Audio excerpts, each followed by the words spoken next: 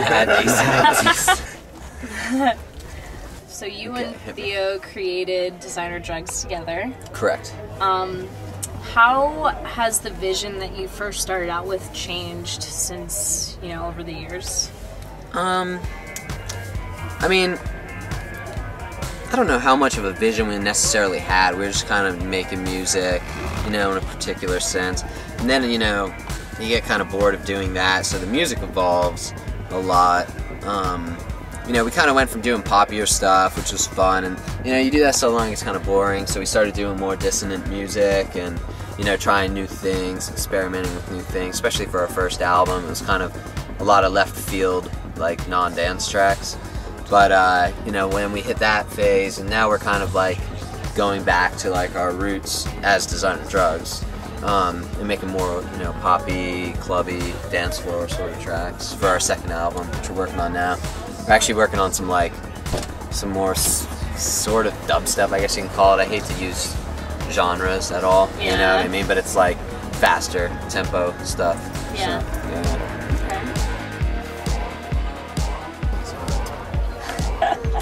You are taking, like, your success as Designer Drugs and, like, getting all these other guys, like, a lot of exposure. Like, how does it feel to kind of, like, be mentoring and, you know? Yeah, it's rad. I think, especially because it's like, you know, I believe in what they're doing, so I'm, like, stoked, you know. And I feel like with the label too, it's more of like curating an art gallery.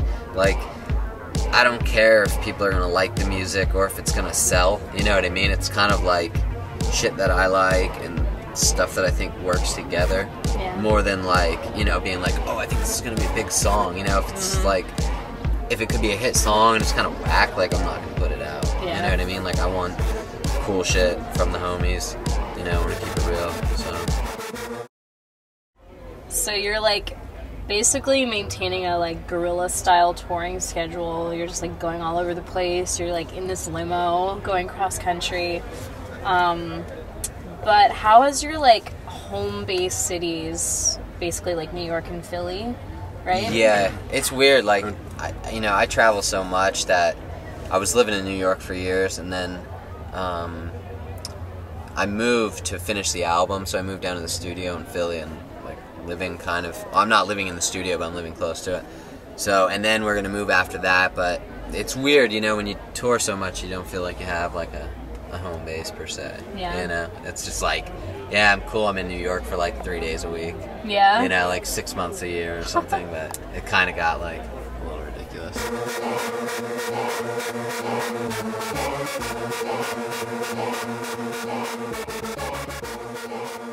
So you guys have been at EPR before, yeah? I've actually DJ'd here before, and Panic's DJ'd here before. Yeah.